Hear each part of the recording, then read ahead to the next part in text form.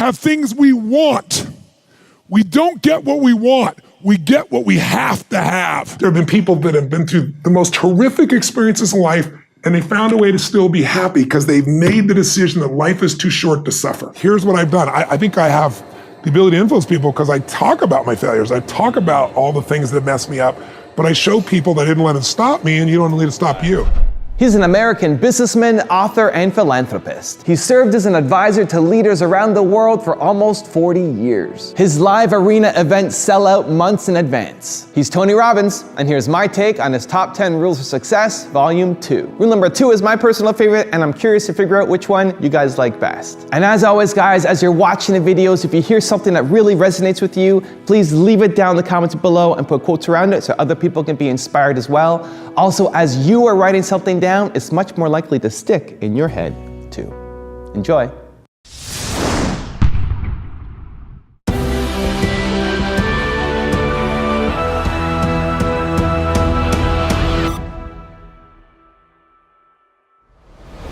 When people ask, what does it take to succeed? The one answer I give them is hunger.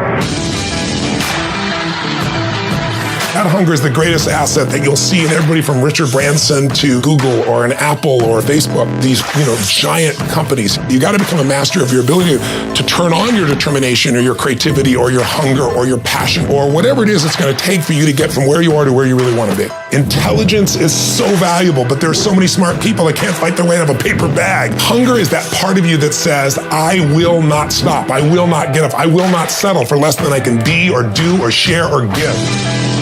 The number one thing that's going to change your life, the only thing that will change your life, change your business, change your money, change your relationship, is you must raise your standard. Now, I know that sounds boring, stupid, basic, but it's the truth. The only thing that changes our life long term is when we raise our standards. What does that mean? That sounds so boring and dumb. It means that all of us in life have things we want. We don't get what we want. We get what we have to have. Remember I said earlier, we all get what we tolerate in ourselves and other people. But when you're no longer willing to tolerate something, that's when your life changes. The difference in people is their standards, period. The difference in people is their standards, period. And what do I mean by standards? Everyone in the world has a list of things they think they should do. I should lose weight. I should work out. I should spend more time with my kids. I should work harder. I should make more calls. I should. And then you know what? People don't do their shoulds. And they get mad at themselves, and they what I call should all over themselves. They beat themselves up about it. What changes people is when your should becomes a must. When suddenly the thing you said should happen has to happen. That's when human beings change. It's like if you want to take the island and you're the head of the army and you want to take the island, the most powerful way to take the island is burn the boats. Because if there's no way to go back, it's amazing what happens when it's a must to do something versus a should. That's what makes human beings succeed. So you really have to decide. The most important decision is, do I want to be happy? Will I commit to being happy? More important than happy. Sometimes you'll be so happy you smile so much your face hurts, right? You need variety. Am I committed to living in a beautiful state even when it doesn't go my way? Even when it rains on my parade? Even when my biggest fear shows up? Because I can't control whether your husband or wife will live or die or get sick or leave you or get a divorce. I don't want any of that to happen to any human being. I hate suffering. I do anything I can to help people not suffer. But I can't control that. You can. There are people who have lost their arms, lost their sight. There have been people that have been through the most horrific experiences in life, and they found a way to still be happy because they've made the decision that life is too short to suffer. I've interviewed dozens and hundreds over the years, but dozens that have impacted my soul, that made me realize I can change this. I've just gotten used to it. I've bought into the theory that this survival software that's constantly running and making you suffer, that's normal. No, that's what the mind will do. And mind has been around forever. What I'm going to do is something different. And the way I get out of suffering, I give myself a 90-second rule. It's really simple. I say, look, if I feel myself starting to feel that stress, feeling that pissed offness or upsetness or concern or worry about my kid, whatever, I realize that's not going to make it better. Life's too short to suffer. And then I just kind of breathe slowly, slow everything down, and I just watch the thought go by and go, look at that crazy thought. Because everybody's had crazy thoughts. Everybody's had a thought, I'm going to kill that son of a bitch, right? And then you don't kill them because you don't believe that thought. It's the thoughts that are stressful that you believe that mess you up. When you question them, you break the pattern. The more I've done it's like a muscle. The more I've trained myself to do it, I can authentically tell you now, it takes a lot for something to take more than 90 seconds for me now. And the level of joy surpasses all the money you could ever have in a million years. And then the money, it's easier to even make money because you're not attached. You don't have the fears. You don't have the scarcity that people have because you feel so rich already right now. I always tell people, don't wait to be rich. What is that richness? It's abundance, it's joy, it's happiness, it's contribution, it's getting out of yourself. Because as long as we're thinking about, oh my God, I lost something, or you did something, now I have less love, less respect, less money. If I think lost less, or because you did something, or because I did something, I'm never gonna have what I want in my life, lost less, never. Those three thought patterns, they're the source of all suffering. And the antidote, see it for what it really is, know it's BS, and find something to appreciate. Most people who start business very often will start 2 and 3, 4 more. And the reason they do it is because the first one isn't succeeding or they no longer lack patience. For it. Exactly right. And so what happens to that person is they're never going to be successful in most cases, unless they get lucky. You can get lucky, you can bounce across something that's easier to do. But most people are always looking for that next level. What my view is it's great to test all these things, but you got to find what is your flagship. What is it that you're going to commit your soul to? Because if you don't do that, the inevitable challenges are going to come up and you're going to then move on to something else 100%. That's more enjoyable. And so the other thing I look at is business is about constantly, not only adding such massive value, doing more for others than anybody else, but it's also simultaneously about your own psychology. It's your ability to go through thresholds of control. It's like, I can remember when I didn't have $50,000 to keep the doors open on my company. I had 12 employees and 11 wanted to quit because they hated the person running the show. And $50,000 would be like 500 million to me today. And I figured out how to get through that threshold. And once I did, like all the problems related to that were handled. I know you've done this as well. And then I had a $5 million lawsuit that was totally unfair and unjust. And I finally had just the amount of time, energy, and money I had to bite the bullet and do it. And $5 million was more than I could ever met. Then I had a partner who took a company that was losing $1 million a day and turned it to 1.5 billion in positive EBITDA. I'm not mentioning names, Amway. And he wanted me to join him in business with some other partners, not doing the multi-level side. Did the business, put in 10 million bucks. We all put in 10 million, it was 40 million in debt. But I signed joint and several, which I didn't understand in those days what that meant. And 2 of my partners were supposedly billionaires and they went broke. We bought some more companies. I ended up with $120 million in debt that I was on the hook for. No one else had any money. And I'm getting up to do a seminar wanting to throw up. It was a new threshold of control. So you know when you ski or you snowboard and you think you're just new at it and you think you're going down a blue or green and it turns out to be a double black. And you're like, yeah. And so you have 2 choices. One is you start to go down and you freak out and you're going to die. You slam on the ground and try to hang on for dear life. Or the other is, baby, you focus on where you want to go and you find a way to curve. You find a way to cut. And once you do it a couple of times, you get used to it. You have no more fear of that element. Now, my biggest one out of that led me to $1 billion. I have 31 companies now, to give you an idea, 7 different industries as diverse as like stem cells to virtual reality. We have the exclusive to the NBA now in virtual reality, give an example. I got 1,200 employees. We're on 3 continents, and we got $5 billion in sales. But I did that because I first stayed on one frickin' thing. Exactly I got so masterful at it. There is another level. The only reason you keep saying there isn't is you feel so exhausted about where you are. But life, the universe, or God is just testing you because there is another level. If this is good, giant jump to excellence, good, poor to good to excellence. There's a level where all your dreams are realized. There's a level that you've always dreamed about. It is real. It has not gone away. But it takes that extra burst when you think there's nothing left. There's no way. You've tried everything 10 million times and you keep going. It's almost like God is saying, if you keep hitting this wall enough times, I will see that you will not stop, that you are filled with that level of determination, faith, and courage, and then the door opens. and you get to that next level. But what most people don't know is the next level is just 2 millimeters above. And it's called outstanding, ladies and gentlemen, outstanding. What's it called? What's it called? What's it called? Outstanding, magnificent, unstoppable, extraordinary, not excellent. It's a different level. It's a level where you are not one of the best, you are the best. And you know what's amazing? You only have to be 2 millimeters more than everybody else and you get everything. You get the joy, the laughter, the fun, the family, the passion, the economics, the freedom, the spirit. It's all there. What Jerry Maguire called the Quan, baby. All of it. And it's just 2 millimeters above, and most excellent people give up because they're exhausted. And there's some people who go, the harder I hit it, the more I hit it, sooner or later it's going down, I'm not stopping. And when you do that enough, it pops open. If you're obsessed, you know what you want, you're taking massive action, maybe you modeled somebody, figure out the right action so you get there quicker, and you're executing, you still need a little grace.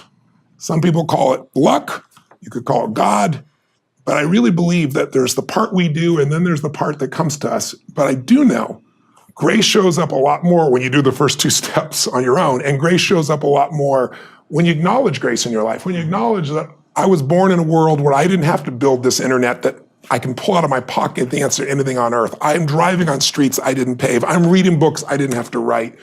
That's the gift of our lives. And I think when we experience that grace, we don't just experience more achievement, but we start to experience more fulfillment. And grace not only affects your ability to get there, but it affects what you do and how you live once you are there. It really determines the quality of your life, because unless you live in a state of gratitude, I did an interview with Sir John Templeton, who, as you know, is one of the first billionaire investors and just a brilliant man. He came from nothing, and he donated, I think it was $750, they still do it, the Templeton Fund, I think it's $750 million a year. It's bigger than the Nobel Fund that he donates.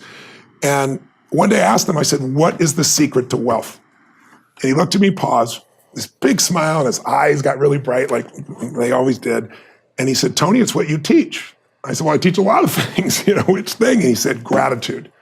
He said, because you and I, Tony, know billionaires that are miserable, and it's because they're not grateful for what they have. And we both know people have no money, seemingly, but they're so grateful for their health, for their husband, for their wife, for their children. They're so grateful to God. They're so grateful for their life that they're rich. So I think it starts with that gratitude. It starts with that connection to grace, as simplistic as that sounds. And so it's not enough just to have your financial plan. You can have all the money and be miserable.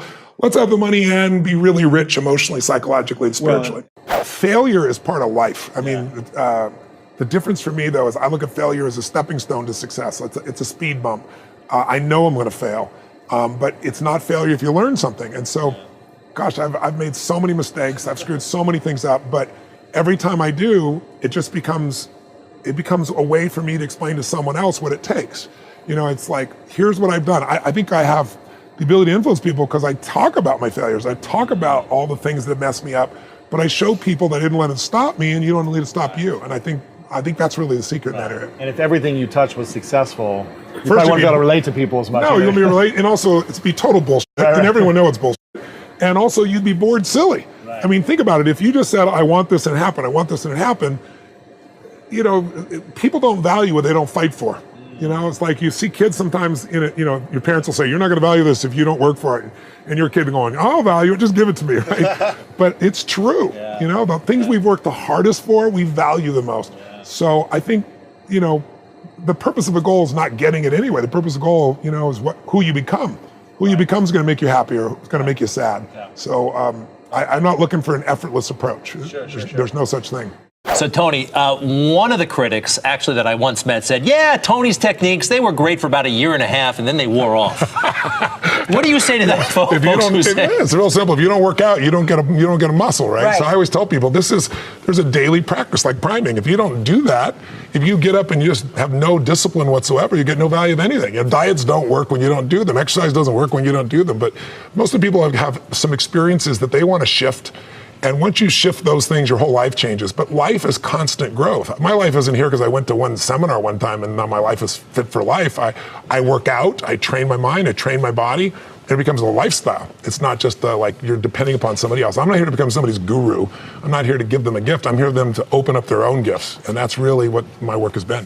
Somebody with vision and caring and who's willing to work their tail off to learn can take small risks and become incredibly successful. My assumption was somebody like, Sir Richard Branson. You'd assume, you see him out there taking these life risks. He risks his life, but he doesn't risk in business.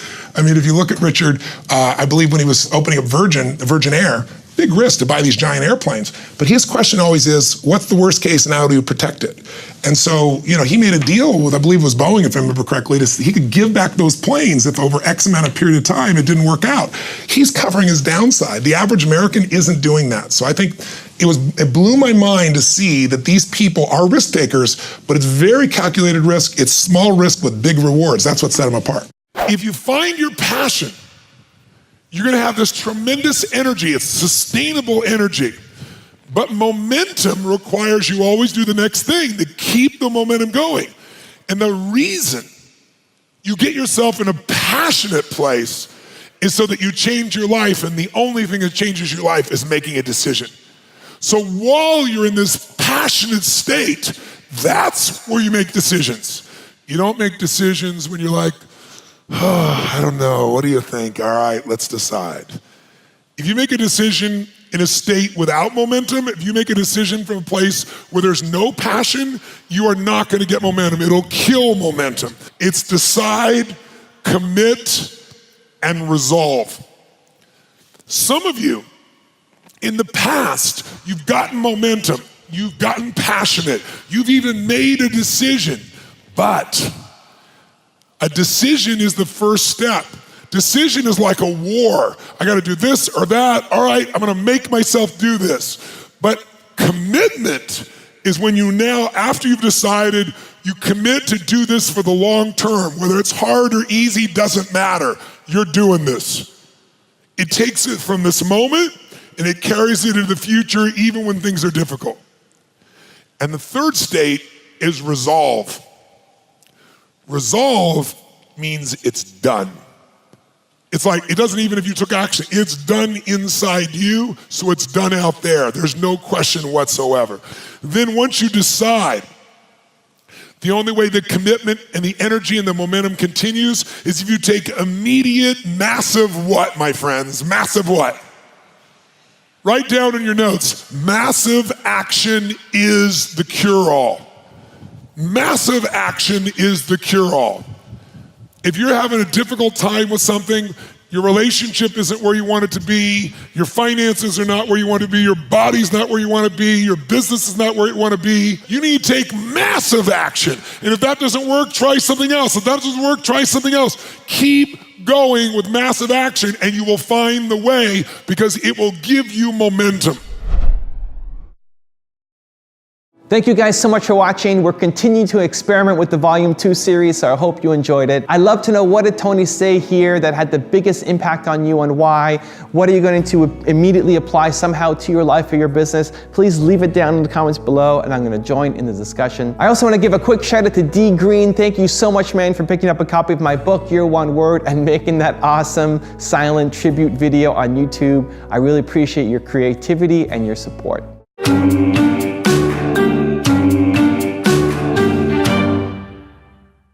So thank you guys again for watching. I believe in you. I hope you continue to believe in yourself and whatever your one word is. Much love. I'll see you soon.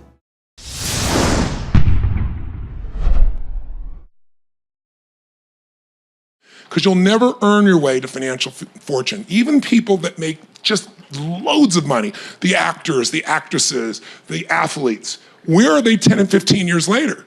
I mean, 50 Cent made $100 million on vitamin water. He got a tip, and he got like a $200 or $300 million net worth, and he's bankrupt. He bought Mike Tyson's house, 25,000 square feet, and Mike Tyson made $500 million and went bankrupt. Right now, I don't know if you saw Johnny Depp, I don't know if it's gonna happen or not, but the papers are saying he may go bankrupt. He made $750 million as a movie star, but he spent $30,000 a month on wine. He must be feeling good. And secondly, he took Hunter Thompson, the reporter, he burned his body and paid $3 million to blow his ashes into the sky in a cannon. So no matter how much money you make, you can screw it up, right? But if you will just decide there's a percentage of my income that no matter what, I'm gonna have it automated. I'm not gonna see it, it's gonna go straight to an investment account. And I don't know if it's 10 or 15 or 20, those numbers sound gigantic to most people. Even if you start with 5 and build, that income does not go to anybody else, and then you put that into compounding. So listen to this. There's a young man, true story, Theodore Johnson, 1950s, worked for UPS, never made more than $14,000 in annual income in his entire life, retired with $70 million, and he didn't inherit a dime. He gave away $35 million while he's alive. Now, how is that possible? Because of compound interest. When I interview all these investors and say, what's the biggest mistake Americans make? He said, they all said, they don't tap into compound interest. They know intellectually a little bit what it means, but they don't do it. They don't do it consistently. So what do you do? It basically just means that the profits you make could go back into the investment. You keep reinvesting and it keeps growing, but it grows geometrically, right? And so a friend of his came to this man who worked for UPS and said, I'm gonna make you rich. We're gonna put a 20% tax on you. He said, I can't give up 20%. I can't pay my bills if I do that. He said, listen, if the government raised your taxes 20%, and you'd claim, you'd scream, you'd cry, you'd complain, and you'd pay it. And you get adjusted to it. But he said, this is not going to the government. This is going into an account for your future. And that compounding is what made him that much money. In the book, I give you an example of an 18-year-old boy whose father convinces him that he should save $300 a month out of his income, which is not a huge income. It sounds like a lot. But when you automate it, you forget about it. It's perfect. You adjust. Well, he does this from 18 years old to 27 for 8 years. So the total amount of money, $300 a month, about $4,000 a year, that's $28,000 total. He then leaves it in the market and never adds a dime to it from 28 years old on. At 65, because the market over those 30 years grew 10%, his money has compounded so much that he has $1.8 million. You don't need a lot of money to be wealthy, you need time. So you're saying that even if I have student debt that I'm struggling to pay off, even if I'm making, say, $1,000 a week, that I should still try to put a percentage or make it a point to put a percentage, not just into a savings account, but into an investment account. Into an investment account, where to put that money, then we teach you the ways to do that, and it's got to be diversified. Yeah. You never put all your money in the market. I want right? it, okay.